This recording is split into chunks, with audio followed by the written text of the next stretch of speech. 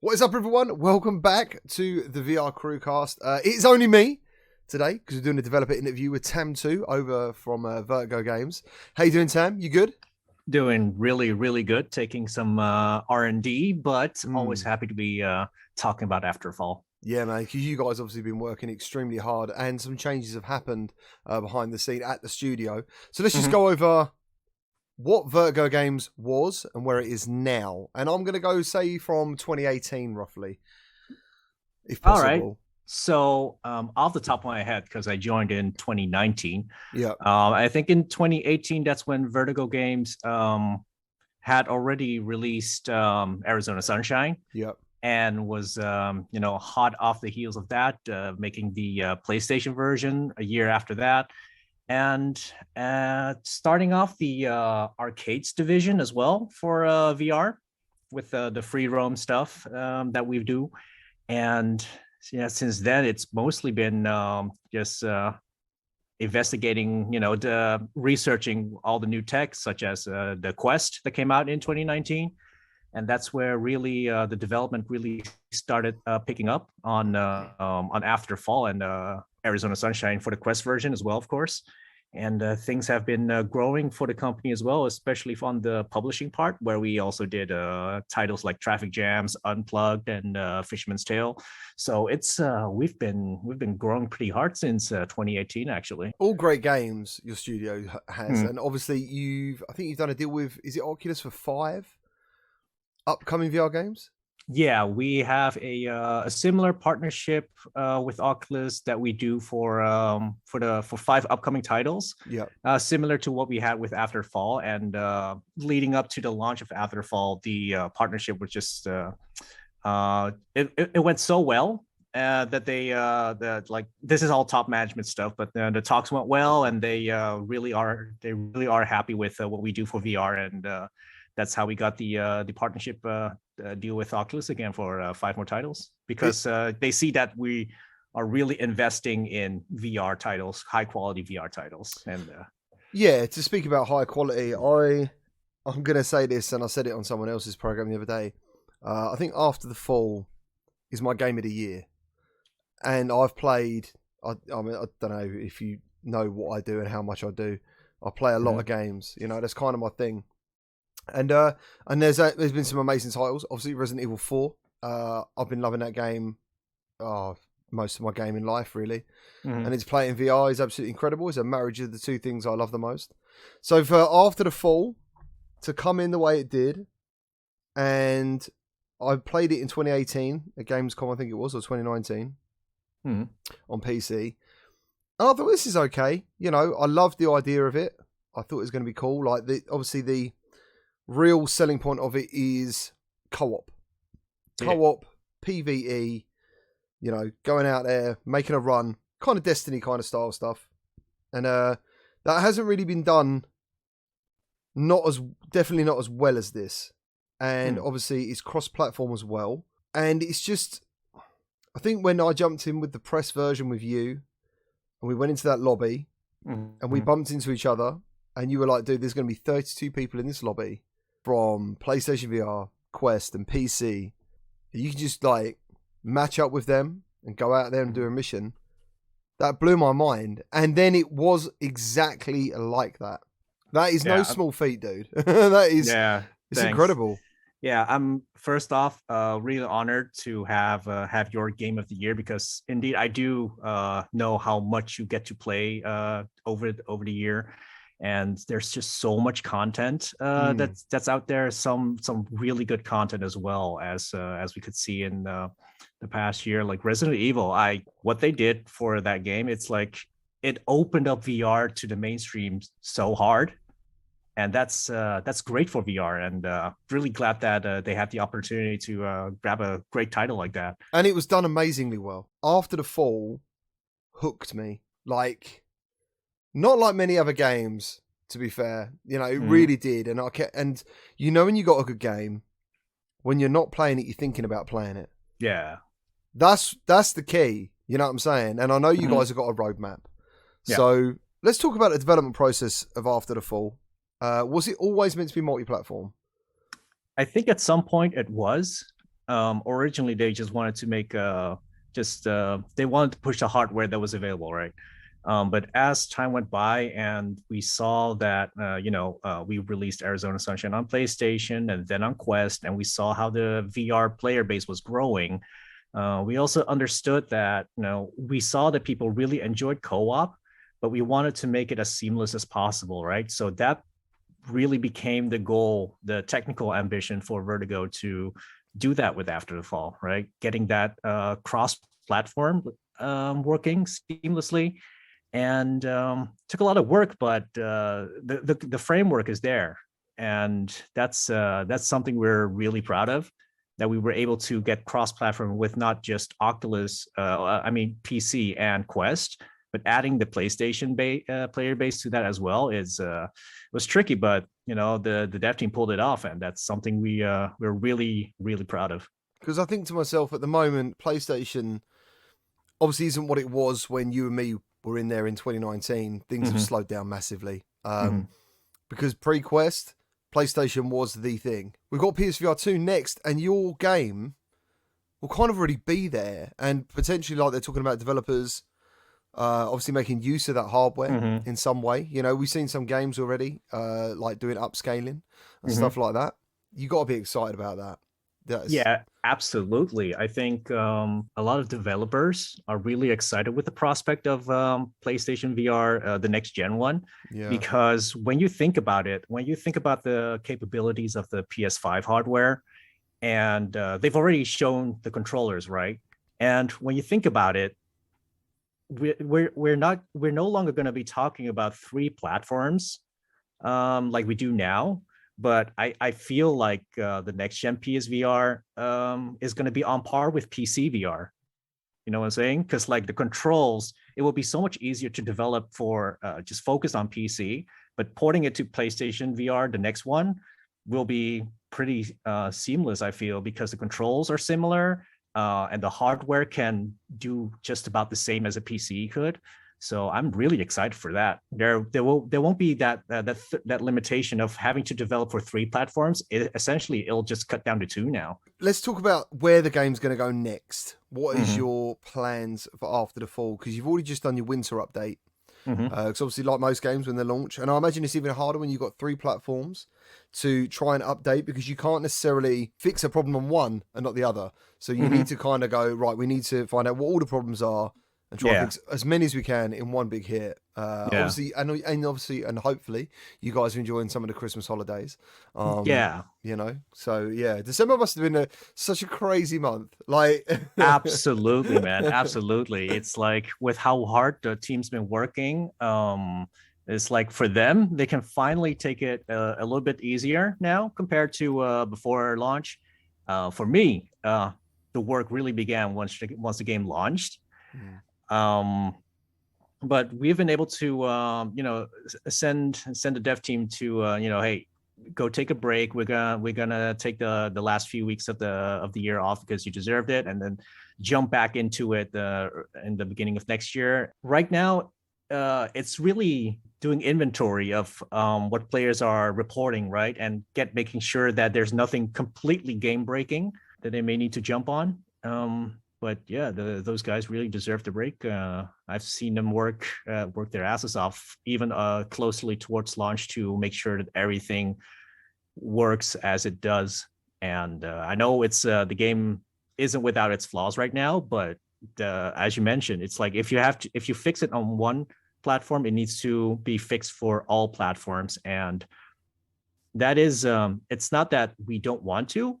We are fixing everything, but we have like certain limitations in which we can roll out updates. It's not if it were a Steam only title, then it's easy to roll out. If it were a Quest only game, it would be easy to roll out. But you have to think of like PlayStation. The game itself. Let's go into the game. The idea of the game. So it's not about the character progression. It's about the weapon progression. That's what it's all about. It's all about the unlocks. Doing the runs, dude. The difficulty of this game.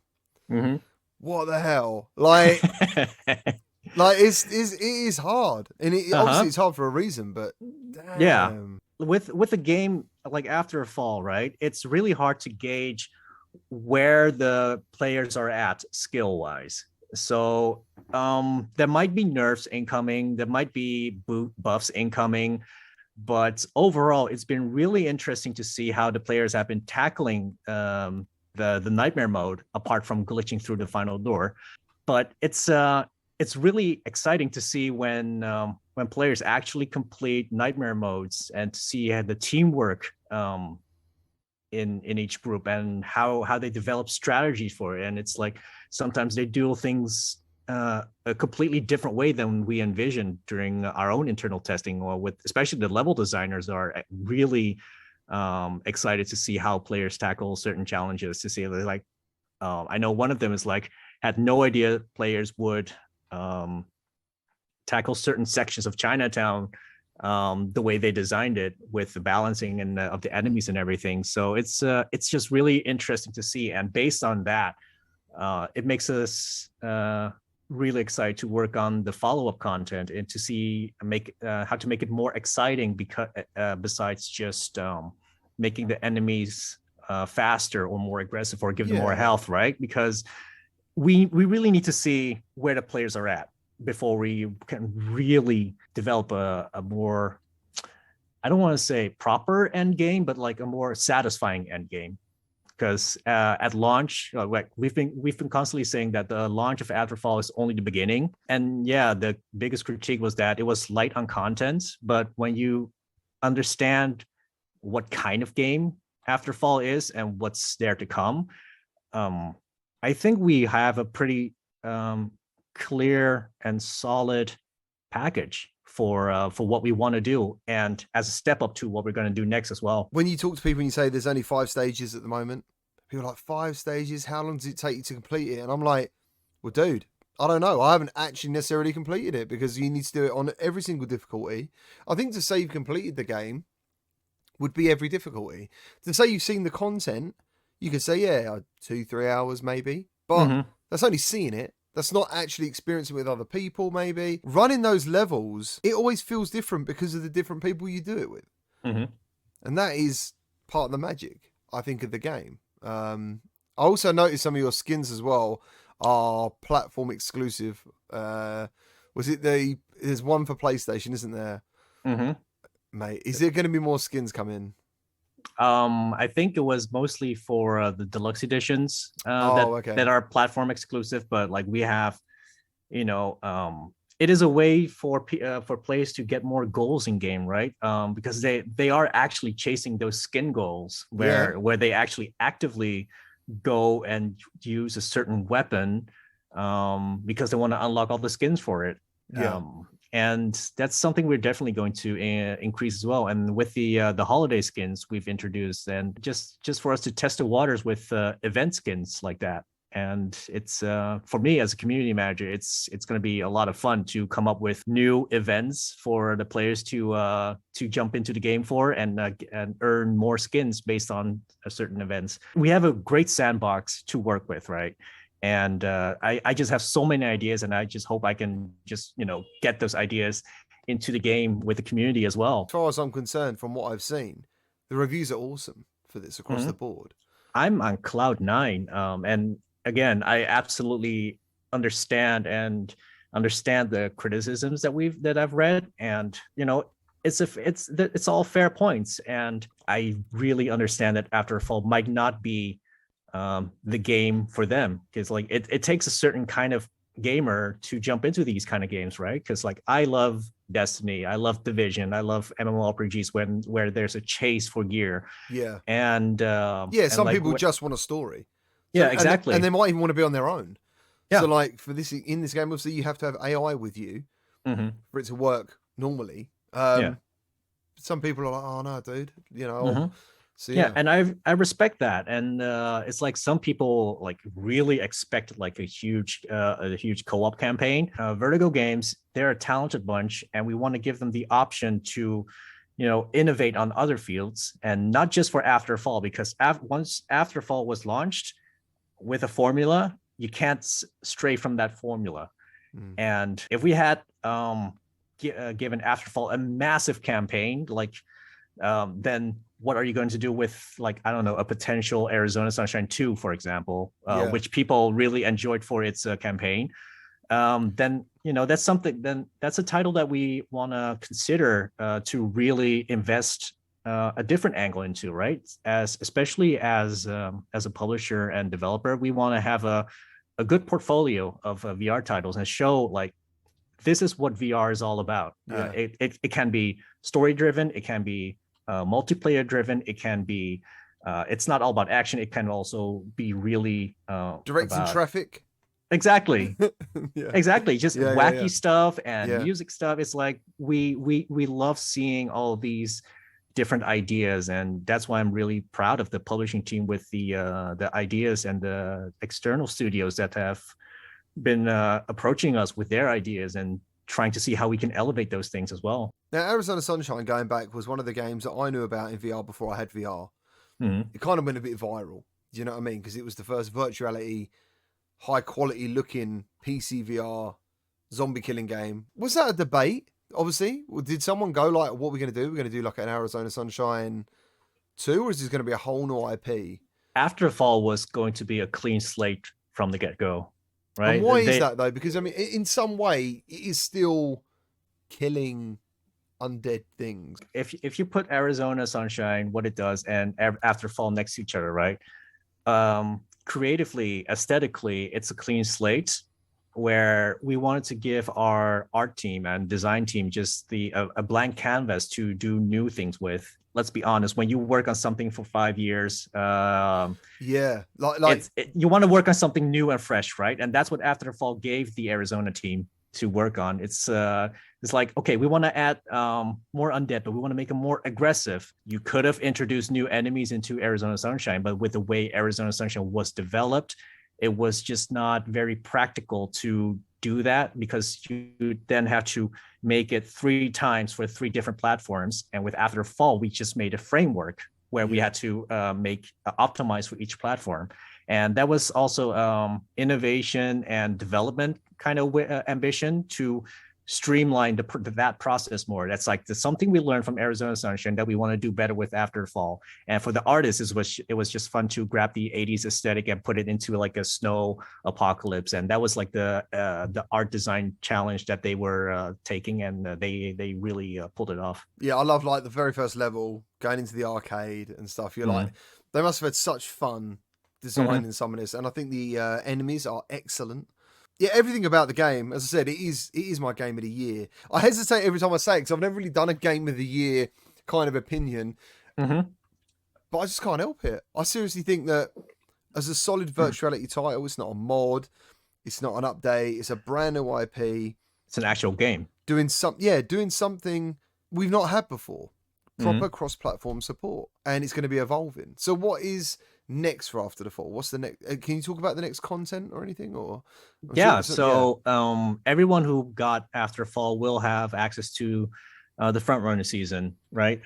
It's more of it's not a traditional season where with normal games where you would like buy a season and you get content. It's more of a theme for us for our releases, and this is the window, few months in which we want to drop content, and it's going to be surrounding this theme. So the front runner season is all about being the first harvest runners to jump into Los Angeles, and this is where we also introduce new modes soon, and expand on LA, because like now that there are more harvest runners, we got more people to explore LA. So that's why we unlock a new harvest site, a new campaign map, and a new PvP map, and new activities that way. And that's something we're going to be dropping over the next few months really soon.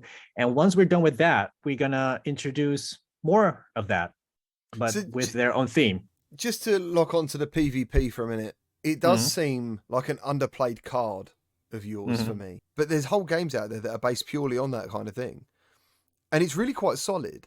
So yeah, for me, I want to see that side of the game grow, because I really enjoy PvP mode. It is an underplayed card, but if it's popular enough, and we would love to make it more robust and if the game does really well, then we might have more resources to dedicate towards that to make it really robust.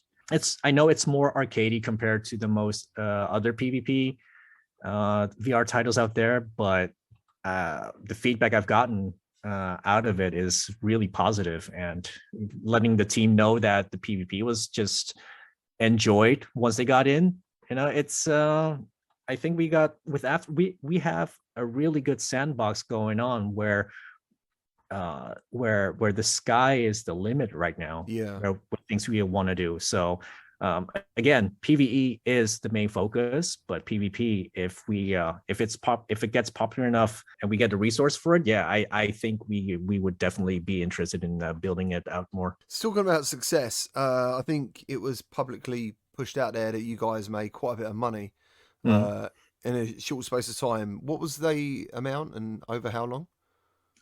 In the first 24 hours, we hit the 1.4 million record from Arizona Sunshine that it did in its first month. Now, comparatively, in Arizona's first month, VR audience was a lot smaller than it is now. I was just going to say that is kind of like pretty obvious in some ways, because I'd imagine a big bulk of this is Quest, and it wouldn't have existed then, so yeah. But either way, it's a really big milestone for us. Just a good reality check for us as well, is to see how far we've come, not just for ourselves, but how far VR has come actually. Yeah, and especially from a VR only development studio. Yes. When you think about it, not having the advantage of having an established IP, for example, like I don't want to rain on Resident Evil Force Parade, right? Yeah. Or Half-Life. Like those are great games, but we've had to do it from our own IP. We had to introduce a new IP and really get people interested in it. And that I think doing the playtest, the previews really did us a good solid there. And yeah, I'm just over the moon with how well it's doing. The thing is, like, I've been doing this now 4 years, so I've seen these companies kind of like be sort of like, oh yeah, I know Vertigo, or I know Fast Travel. They've got one game. You don't really know much else, and you see them grow slowly. And I love looking at Twitter and looking at numbers and seeing everyone sort of growing, in stages. Yeah. To be a VR only development studio, because other development studios at the moment are still seeing VR as a risk. It's still a risk, and as you said, you haven't got that IP to lean on and go, oh, we had a fantastic game back in the day on PS4, or you haven't got that. This is all pure VR. What it is now is still early days. I can only see things going up. So, and to be one of those trusted names already. Yeah, I mean, we did have Arizona Sunshine to lean on in that aspect, right? But even then, that was mostly just a VR only. Like, if only the VR community knew about those. It's been very humbling to see the success since launch. Yeah, let's talk about the arcade bit of Vertigo as well. Is there going to be like a room scale version of After the Fall? There are plans for it, but it's still too early to talk about that right now, since there's just the team is very dedicated to the home version of Afterfall right now. Yeah. And I do believe it is playable in some VR arcades because it is in the Springboard library. But like real room scale experiences where that was similar to the unique arcade experiences we had with Arizona Sunshine. They were like arcades, free roam arcades. They have 3 unique Arizona Sunshine experiences, and they're very popular. And that's something that we really want to do with After the Fall as well. The arcades really want it, and we want it too. So I think it's only a matter of time before we really can jump into that and really show that it's an IP that is really powerful in representing VR, right? Because not just in the home VR, but also in the arcades, that people go there and they see, oh yeah, that's After the Fall. And I love room scale. I think it's magical. The fact that you can go in a 10 meter by 10 meter play space and walk miles, for example. I love that. I think it's incredible. And I think when anyone tries that, it blows their mind. And I think this game could be absolutely fantastic for that. You get the right props with the guns that match the guns they're using in there. Yeah, there are a lot of stories to tell with After a Fall. Like, I know that the game is very light on story, but there's a very rich world in After a Fall that we can just explore in so many ways. Like in the arcade free roam version would be like one of them. Imagine leaving LA to go into a different part of the world of After a Fall. It's like same gameplay, but it's a different location, similar to how you leave your home to go to an arcade. Like it's there would be like a parallel there, and it's something I'm hoping that we can approach. And like I said, it's really too early to talk about anything definitive about that right now. No, of course, but it's nice to imagine. Yeah, exactly. I really want to help shape it further. And I'm sure you will. I think you're a fantastic community manager, by the way. With all the communications we have, I hear nothing but high praise for you within the VR community. But wouldn't it be cool if Vertigo Games, the location-based thing, was an exclusive chapter? Like, you couldn't get that at home. Dude, I'd travel. I would go to an arcade just to experience a certain part of this. Say you did like a prequel, the moment the moment the fall happened.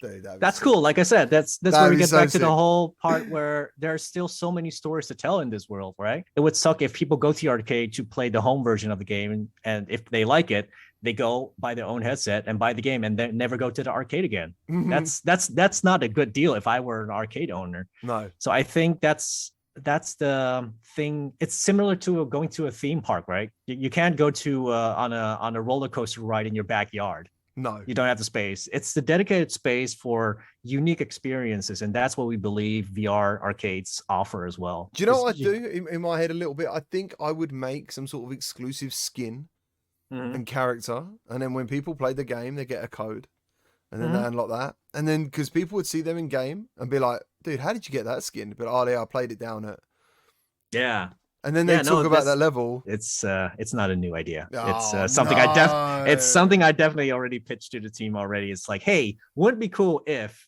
you played at an arcade, you could get something exclusive from that arcade for in your home game? It's like, yeah, of course. Yeah, that'd be amazing. Even when I pitched it, they said, oh yeah, we already were considering that. So it's just like we just need the coders to develop a system to support that, right? And it's in the works because we really do believe there's room for something like that in After a Fall, especially when we see how people are grinding for skins like that. It's like people do that they love going for giving them something to chase. Yeah, if you can make them something that is achievable as well, because as we know in some games in the past, they've made it pay to get it. Basically, it's so unachievable that you got to buy it.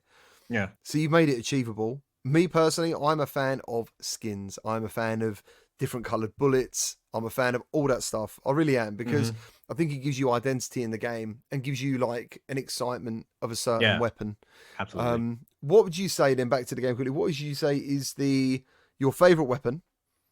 Possibly the community's favorite weapon, because I don't know if you have any data or stats on that, and the most requested weapon so far, because I'm assuming you guys must be getting some feedback on this stuff. Yeah, we've been getting a lot of feedback in the Discord. The general suggestion channel is just overflowing with repeat suggestions. My favorite weapon is the shotgun.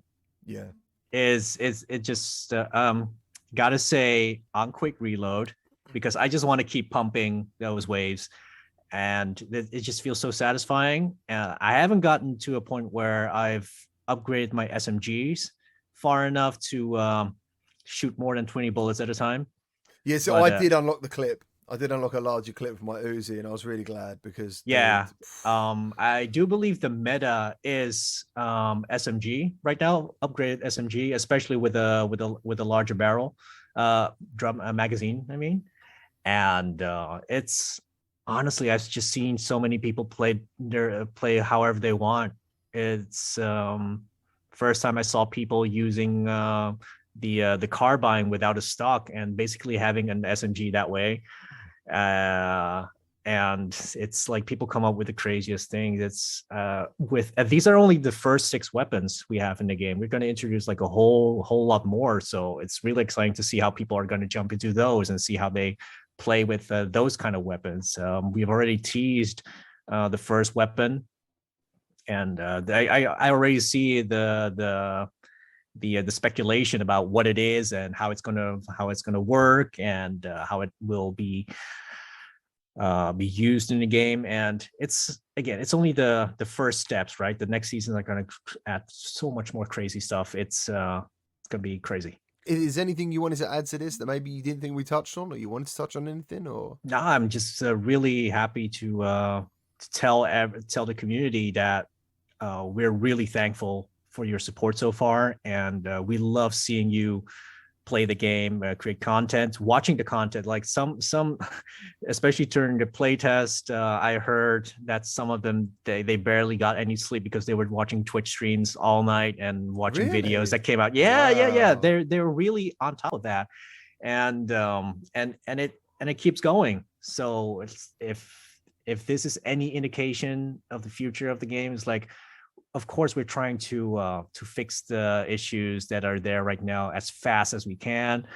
It's not that we're ignoring it. We have the limitations of being able to patch something immediately, or having to collect the fixes and put them in a bigger patch over a few weeks. It's just the way it is. That's just how game development works. If there was an instant fix for anything, we would have done it right away. Yeah, but we just need to test everything before we push everything out. Most of the time, the community has been very understanding of that once we explain that.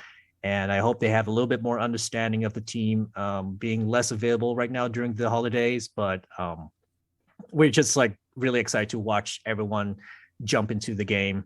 And yeah, that's really it. It's especially with Christmas coming up and people recommending the game. It's like that's a big honor, and we just want to make sure that the people that do jump in around the holidays have a good time. Me personally, I have to shut myself down to do a review because I don't want any outside influence. I've got to make a script. I've got to concentrate on it all, and then when you put it out there, you can't help but think, what are other people saying about this? Yeah. It's quite an exciting position to put myself in. I like it, and it was really good to see some people like the pre-release people, like, oh, it's only got this, it's not going to be that, it's not going to be that. And as the days went by, people are like, dude, I'm completely obsessed with After the Fall. I can't stop playing it. And I'm like, I know, right? That was the best bit. That was, for me, the best bit. Because, as I said, people are saying, how much content is there? How long is the game? And I'm like, it's not that sort of game. It's not that sort of straight answer. Yeah. And all I kept doing was seeing people in the community that I know, other content creators, like, dude, like, I played this game and I had like certain idea of what it was, and it's evolved and it's changing. You know, I think some people might have even had like a review of the game and then played it again later on and be like, oh, actually, maybe like this is even better than what I thought it was. Yeah, this is something I made sure the team was prepared for as well, because we're not releasing a very traditional kind of game for VR, a not straightforward game. Like most reviewers are used to, right? And like coming from the Destiny community, the Division community, seeing how those games have been reviewed over time. Yeah, when they first got released, of course, that's a key moment. Like, you gotta make a good impression. But even the naysayers from then, who really stuck with it and slowly got understood what kind of game it was, you see them convert. Essentially, or just get a better grasp of the concept, because when Destiny just came out, it was one of the first games like that, and that's the same with Afterfall right now. I see parallels with that. It's like it's gonna be a tougher crowd to please, but we're in here for the long run, and we've got the coming months to prove that it's here to stay. And that we got a solid product right here, a solid game for people to play in VR. Yeah, and I can't think of a better studio to deliver it. So thanks. Fantastic, man. Thank you ever so much for your time, TamTu. You're welcome, man. You're welcome. Cool. I'll see you on the line. Absolutely. See you later, dude. Thank you.